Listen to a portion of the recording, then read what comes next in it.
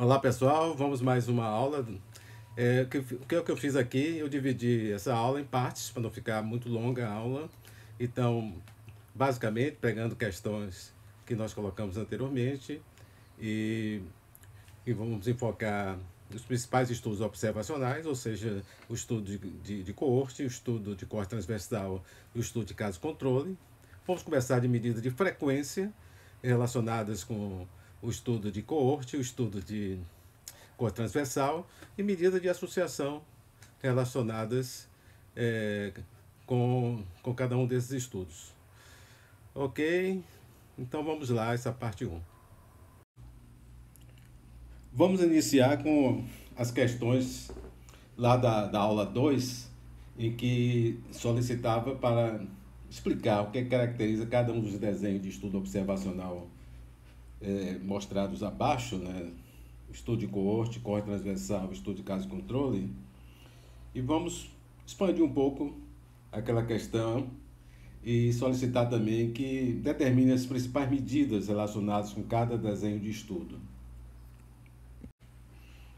O que caracteriza o estudo de coorte quanto à direção da investigação é que nós iniciamos de um ponto em que identificamos quais são as exposições ou características e vamos na direção, na busca ou da identificação de eventos. O que está mostrado aqui. Então, primeiro nós identificamos a exposição, ou exposições e características e longitudinalmente vamos identificando eventos.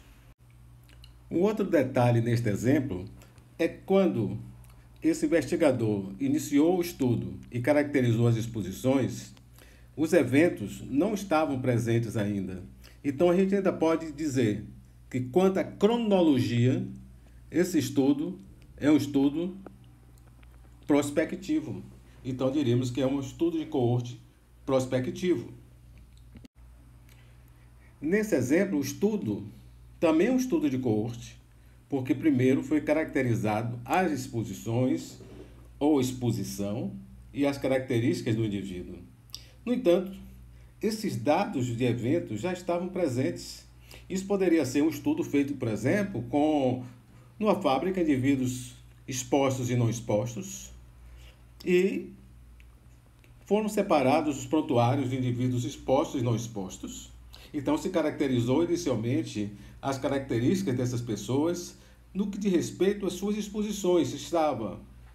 Se cada indivíduo era do grupo exposto ou do grupo não exposto. Posteriormente, o investigador foi buscar, talvez em prontuários médicos, os dados de eventos ou do evento. Então, diremos que esse é um estudo quanto à direção da investigação, é um estudo de coorte, e quanto à cronologia, é um estudo retrospectivo. Então, diríamos que é um estudo de coorte retrospectivo. Vamos pegar aqui um exemplo de um estudo feito no Hospital Couto Maia com indivíduos com leptospirose. Então, logo no internamento, foi colhido sangue de cada paciente e foi dosado potássio desses pacientes no momento em que eles eram admitidos no hospital. Então aqui estão os níveis de potássio em milha equivalente por litro e dividido em 3 grupos. Menos do que 3,5, 3,5 a 5 e maior do que 5 milha equivalentes por litro. Esses indivíduos foram internados e foram acompanhados durante o internamento. E durante o internamento se verificou casos de óbitos. Então, nesse caso, o evento é óbito. Então, o estudo que vai da exposição ou da característica desses indivíduos relacionados com o nível ou com a concentração sérica de potássio e foram acompanhados para identificar casos de óbito. Então, aí a gente está caracterizando o estudo de coorte. Como os eventos não estavam presentes, esse é um estudo de coorte prospectivo. Então, foram identificados óbitos.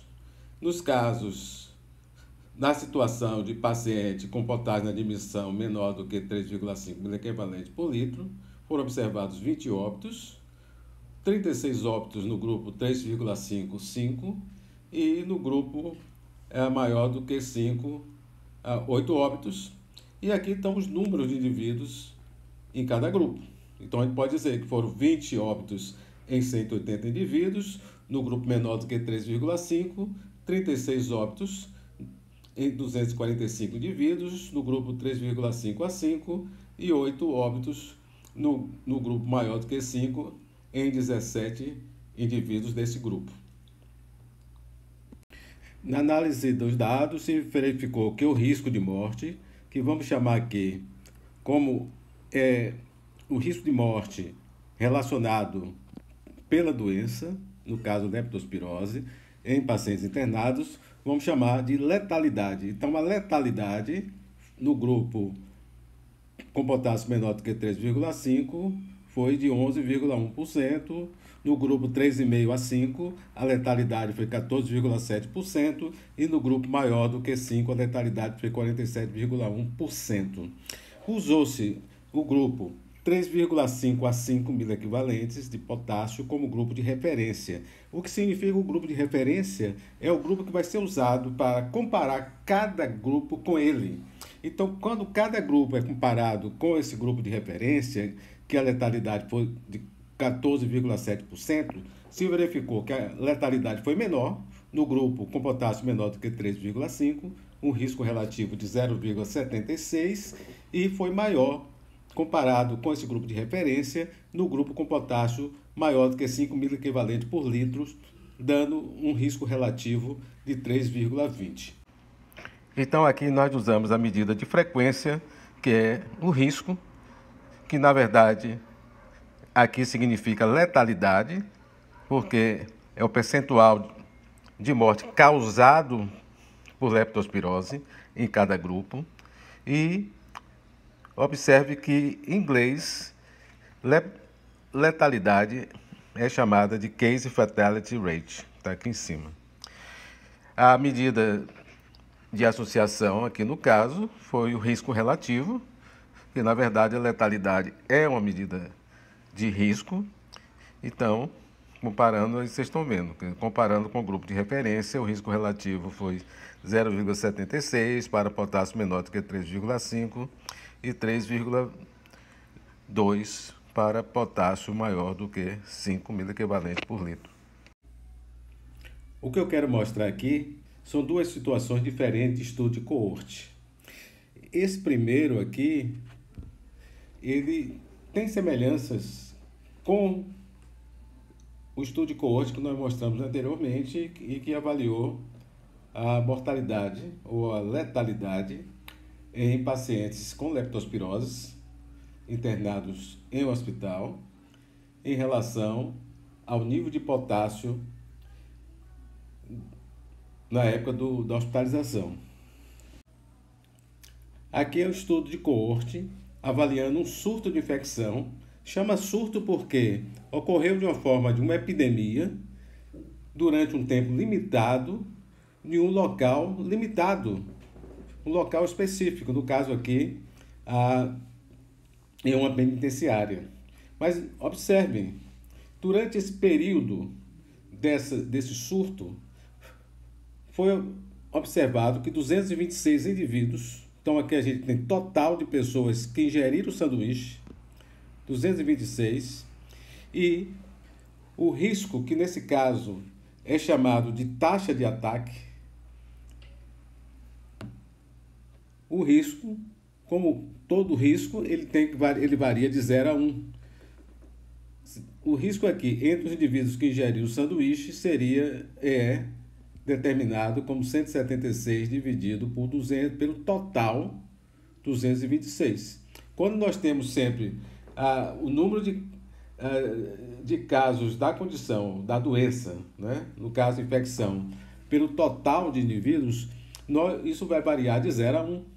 Então aqui, nesse caso, vai ser 0,779 multiplicado por 100, vai gerar 77,9%.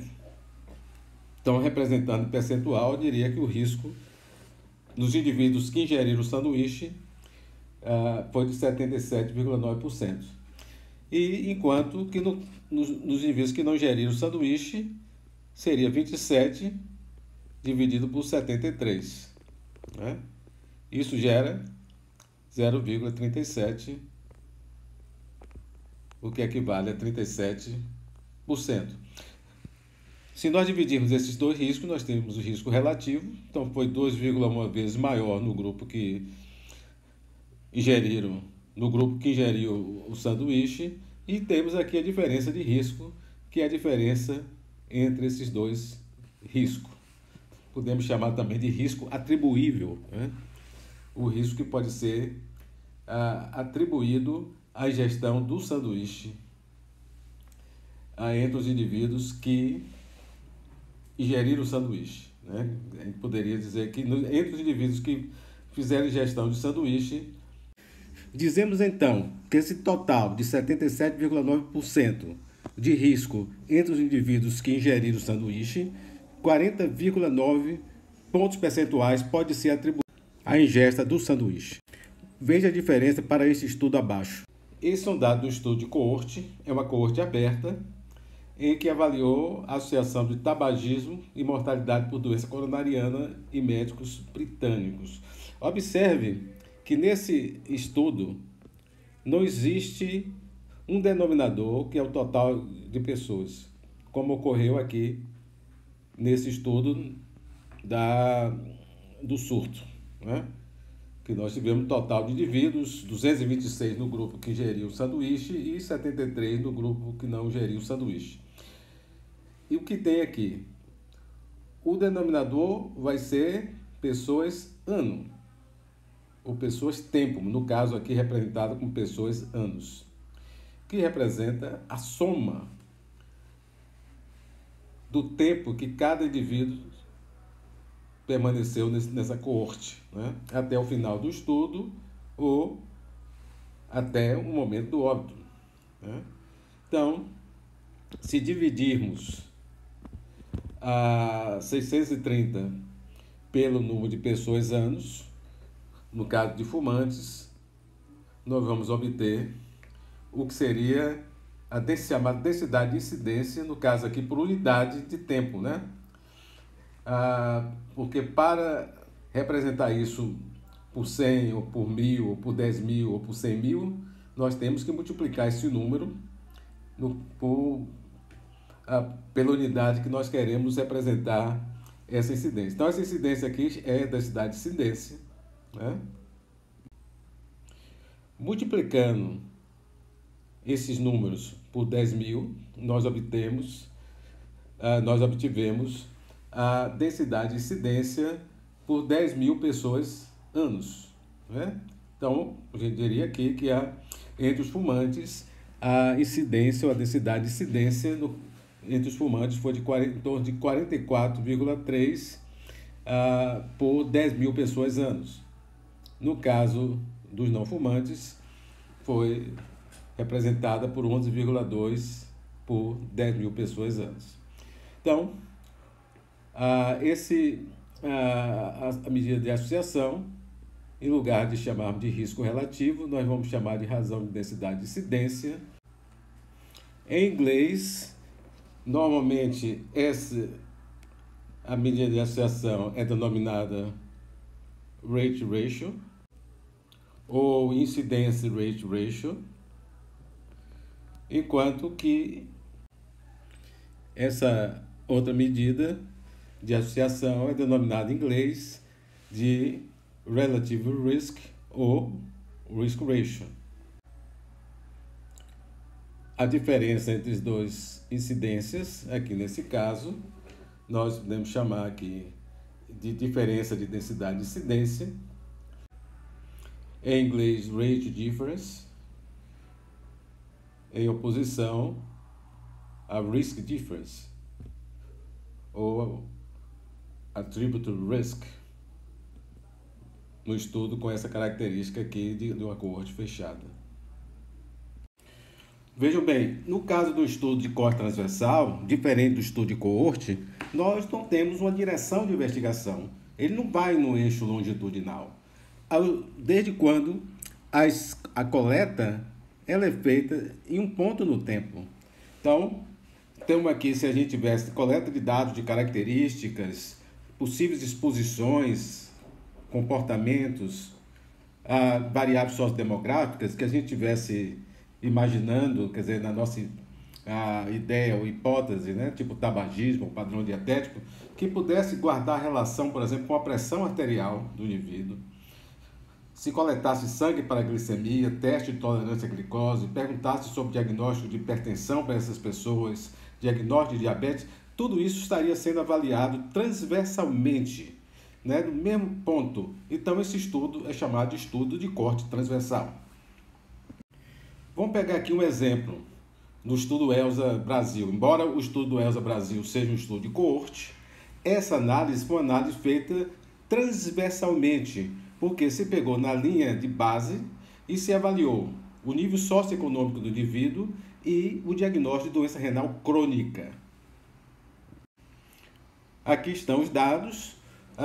Os indivíduos foram classificados pelo nível socioeconômico, em alto, médio e baixo. Aqui está o total de indivíduos em cada desses grupos por nível socioeconômico, e naquele mesmo ponto se avaliou, usando critério para o que seria doença renal crônica, aqui colocado como DRC, e se verificou que dentro do critério diagnóstico, esses números 365, 487 e 404 correspondia a cada um desses grupos por nível socioeconômico.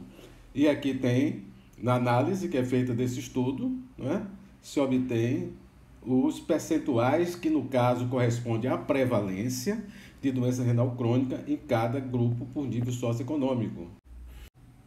Utilizou-se o grupo socioeconômico mais alto como grupo de referência e, ao se fazer isso, observou-se que a razão de prevalência, dividindo 8,1 por 8,2, foi 0,99, portanto, uma diferença mínima, ou praticamente não existiu nenhuma diferença, e quando se dividiu 11,3 por 8,2, se obteve uma razão de prevalência de 1,38, indicando que a prevalência foi 38% maior no grupo de nível socioeconômico baixo do que no nível socioeconômico alto. Aqui temos outra medida de associação, que em vez de uma razão, nós temos uma diferença, e aqui temos o grupo de referência, que seria 0, igual a 0, diferente se fosse razão de prevalência, que é igual a 1. Então, obtivemos aqui menos 0,1 ao fazermos aqui a diferença entre o grupo médio, que foi 8,1, menos 8,2 do grupo com prevalência mais alta. E ao compararmos a diferença entre o grupo de nível mais baixo com o grupo de nível socioeconômico mais alto, tivemos essa diferença de 3,1, ou seja, a prevalência de 11,3 menos no grupo mais baixo, menos 11,2 no grupo mais alto, equivale a essa diferença de prevalência. Agora vamos falar do estudo de caso-controle e vamos pegar um exemplo de um estudo de caso-controle publicado no New England Journal of Medicine, que avaliou a associação entre o uso de capacete e a redução da ocorrência de traumatismo crânioencefálico.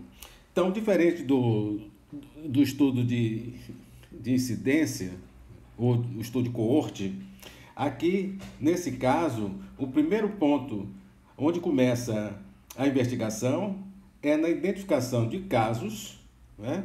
No casos de traumatismo craniano, e um grupo de comparação, né? Nesse caso aqui até usou 2 grupos de comparação. E posteriormente se busca dados relacionados com possíveis fatores de risco, que no caso aqui o fator de risco que vai ser avaliado é o uso ou não de capacete, né? Então, a direção da investigação aqui no caso, enquanto que do evento para as possíveis exposições. Isso é contrário àquela direção da investigação do estudo de coorte. No estudo de coorte, a direção da investigação é da exposição para o evento. Então, novamente, sendo estudo de caso-controle, o primeiro ponto na investigação foram a identificação de casos e a procura de controles para fazer essa comparação e, posteriormente, então, né, seria nessa direção, seria a busca de uso ou não de capacete nesses indivíduos para buscar a associação entre capacete usado ou não e ser caso ou ser controle. Sendo um estudo de caso-controle, a alternativa de medida de associação aqui vai ser a odds ratio, ou que é traduzido como razão de chances. É importante nesse ponto fazer uma distinção entre odds ratio como medida de associação e o risco relativo e a razão de prevalência. Observe que no caso aqui do estudo de caso-controle, nós não temos os totais de indivíduos em cada grupo de exposição, ou seja, indivíduos que usaram ou não usavam capacete. Enquanto que o risco relativo e a razão de prevalência faz uma relação entre duas proporções, no caso da odds ratio, a relação que existe é uma relação entre ser ou não ser. No caso de uso de capacete igual assim, nós temos uma relação entre ser caso, 17 indivíduos, e não ser caso, 103 indivíduos. Então, nós teríamos uma relação de 17 para 103. E no caso do uso de capacete não, nós teríamos uma relação de ser, de 218, ser aqui eu estou me referindo de ser caso, versus não ser caso, no caso, ser controle, de 330. Então, preste atenção, não é a relação de duas proporções, nem uma relação de duas probabilidades, nem uma relação de dois riscos, nem uma relação de duas prevalências, mas uma relação de ser ou não ser. Então, vamos mostrar aqui como foi determinado essa odds ratio de 0,25, indicando de que o uso de capacete foi protetor, que reduziu a ocorrência de ser caso, no caso, traumatismo crânioencefálico. Então, foi feito aqui o quê? Calculamos as odds, ou chances de uso de capacete entre casos, que foi de 17 para 228. C, ou seja, uso de capacete, ou não C, ou seja, não usar capacete. 17 para 218, dividimos aqui, deu 0,078. No caso dos controles, ser, no caso, usar capacete, não ser, não usar capacete. 103, 330, 0,312. Dividindo essas duas odds, nós temos a odds ratio. 0,078 dividido por 0,302 igual a 0,25. Observe que as pessoas geralmente aprendem a determinar a odds ratio como sendo o produto cruzado, que é equivalente ao que nós calculamos aqui. Mas é interessante que no caso do produto cruzado seria isso aqui, 17 vezes 330 dividido por 218 vezes 103, que equivale a 0,25. Tudo bem, é uma maneira de calcular, mas é interessante entender o que é a odds ratio, o que é que significa. É interessante também observar que chegaremos ao mesmo resultado se, em lugar de calcular as odds ou chances de usar ou não capacete, calculasse odds, chances de ser caso. Então, no caso aqui a gente tem, né, as odds de ser caso em indivíduos que usam capacete é 17 para 103 e ser caso entre os indivíduos sem capacete 218 dividido por 330. Então temos duas odds, dividimos essas duas odds e obtivemos 0,25. Muito bem. Odds ratios não é igual a risco relativo nem razão de prevalência. Agora, a gente sabe que se o risco for pequeno e a prevalência, quer dizer, eu falo risco ou prevalência, que depende se os casos são casos novos, incidentes, a gente está fazendo uma relação da odds ratio com risco relativo. No caso dos casos serem casos prevalentes, quer dizer, casos existentes naquele ponto, não novos casos, a relação é com razão de prevalência. Né? No caso em que o risco é pequeno ou que a razão de prevalência é pequena, as odds ratio podem ser próximas ao risco relativo ou à razão de prevalência. Próximas, mas não igual. Não igual. De forma que tenham cuidado quando usarem a odds ratio, não usar as odds ratio como sendo sinônimo de risco relativo ou de razão de prevalência. Quer dizer, uma odds ratio igual a 2, e no caso de casos novos, casos incidentes, não significa que isso significa que o risco foi 2 vezes maior. Então, esse é um cuidado que se deve ter na interpretação ou a escrever um trabalho. Ok, assim terminamos essa primeira parte. É importante que tenha ficado claro para vocês o que caracteriza cada um desses estudos observacionais, as medidas de frequência mais associadas com o estudo de coorte, e observe que existe a gente podia dizer dois tipos de estudo de coorte, um coorte que a gente chama de coorte mais fechado, um coorte fechado, um coorte aberto. E é importante a gente ver como é que as medidas de frequência e a interpretação das medidas de associação em cada um do tipo, o que caracteriza uma coorte prospectiva, retrospectiva. Vimos o corte transversal, tanto para o corte transversal como para o estudo de coorte, as medidas de frequência relacionadas com esses estudos, as medidas de associação relacionadas com cada um desses estudos.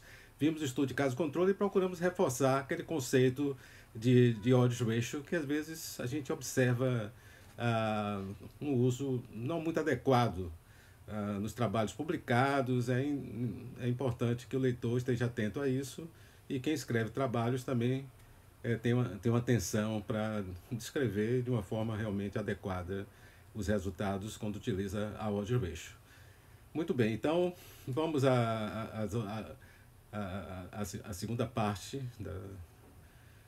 dessa aula 1, né? Onde nós vamos reforçar alguns pontos que lidamos nessa primeira parte, e posteriormente vamos entrar no conceito e como determinar intervalo de confiança em 95%.